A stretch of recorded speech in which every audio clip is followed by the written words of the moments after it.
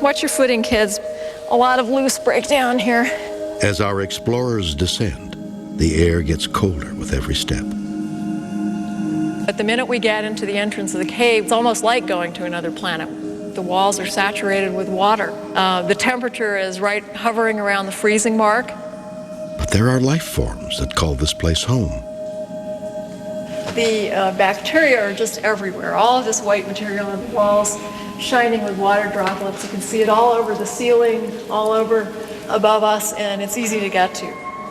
Using sterilized tools, the researchers take small samples of the bacteria. When we actually look at them with electron microscopy, each one of these little dots on the wall is like a major metropolitan city for people. It's really an entire civilization, if you will, of these little tiny guys. And these organisms can derive their food from the bare rock surfaces. So they're essentially acting as rock eaters. It gives us a fresh perspective on what to look for on Mars. Exploring a lava tube on Earth is dangerous. On Mars, it could be suicidal. Many rovers equipped with cameras and life-detecting sensors could be sent in first, establishing an underground communication network. But sooner or later, the astronauts will want to see with their own eyes. Lava tubes dating back to the time when Mars was very wet might be really excellent locations to search for life. These protected from the harsh radiation exposure, warm because of the activity of volcanism nearby, would work really well for the proliferation of some form of microscopic life. Those organisms may even, in fact, be alive today because abundant biology can be run with energy sources that are disconnected from the sun. And so that's a very exciting possibility. The first extraterrestrials the human race encounters might live in a drop of water, eating rock on a Martian cave wall. It would be the most stunning discovery in the history of space exploration, especially if this life turns out to be different from life on Earth. Then we would be in the presence of a form of life that would have started independently of life on Earth. So that we know that in our own solar system, life started twice. And if it started twice in our own backyard, then we know that the galaxy is full of life.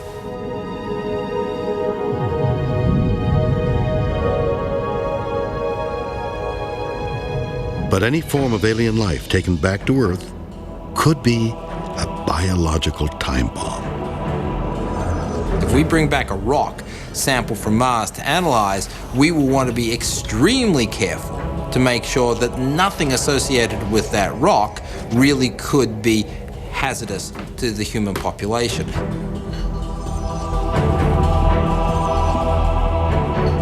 We don't know if Martian life and Earth life can live together. So we have to be careful until we understand better. Let's make sure that we protect ourselves as best we practically can. Let's isolate and be cautious.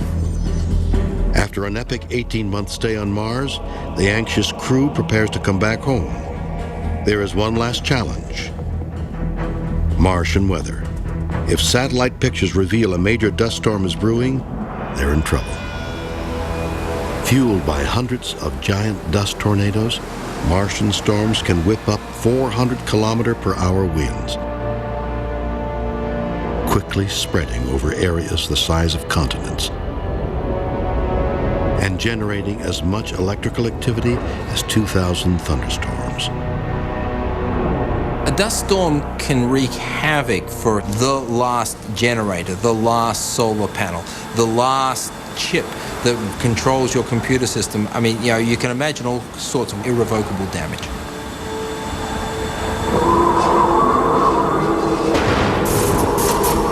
Comlink's down again. A monster storm could rage for months, but the astronauts must blast off Mars as scheduled. Any delay could be disastrous. If you don't launch within that launch window, you can't catch up with the Earth. It's as simple as that. Leaving the astronauts stranded on Mars for another 2 years is effectively a death sentence. Whatever the Martian weather is like, the ascent vehicle must work perfectly. or it may become the most expensive tomb in history.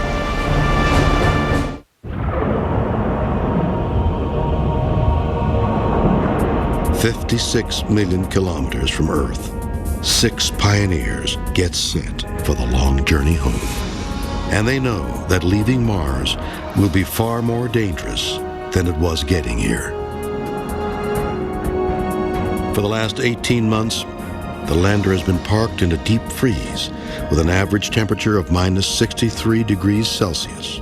Cold starting the engine may be almost impossible, risky at the very least. Liftoff of the 25th Space Shuttle mission, and it has cleared the tower. In January 1986, unusually cold weather in Florida contributed to the failure of a seal in one of the solid rockets attached to the Challenger, causing an explosion shortly after liftoff. With the same type of oxygen-hydrogen engine and the bitter cold on Mars, the ascent vehicle could suffer the same fate. You've got to make sure that the system is, if you will, contained and resilient to the local environment. Extreme cold is just one of the problems. Martian dust is 10 times as fine as talcum powder, which means it can easily contaminate sensitive computer systems and compromise pressure seals. Problems only the crew can fix because there's no backup on Mars. Dr. Jim Longuski, a 9-year veteran with NASA's JPL, now teaches astronautics at Purdue University. Now, when you compare, say, the launch of the shuttle or even the Saturn V that launched Apollos, we had hundreds of people on the ground monitoring all the systems, giving all the computer support, and if anything went wrong, they could always shut down the launch and run a few technicians over there to examine the vehicle, replace a part, and get them going. Alone and often out of touch. A message from Mission Control to the Mars crew takes up to 11 minutes just to get there. The question is not if there will be trouble, but when. Copy that. Verify ignition procedure. You try as you might, you train as you might, you build as you can to try and mitigate that risk. However, let's face it, things can go terribly, terribly wrong. The last-minute snag almost stranded Apollo 11 crew on the moon. While I was down there on the floor, I was looking around, and I saw a broken circuit breaker. So I started looking along here, and it was the engine arm circuit breaker. Now, that's the one that has to be in to get power to the descent engine and power to the ascent engine, which we needed to get home. And without an ignition switch, they weren't going anywhere. Houston's solution was to use an ordinary ballpoint pen to toggle the switch and ignite the engine. And you're cleared for takeoff. Roger. When it came to the Apollo program, we had to consider what happens if something goes wrong and we can't get them back.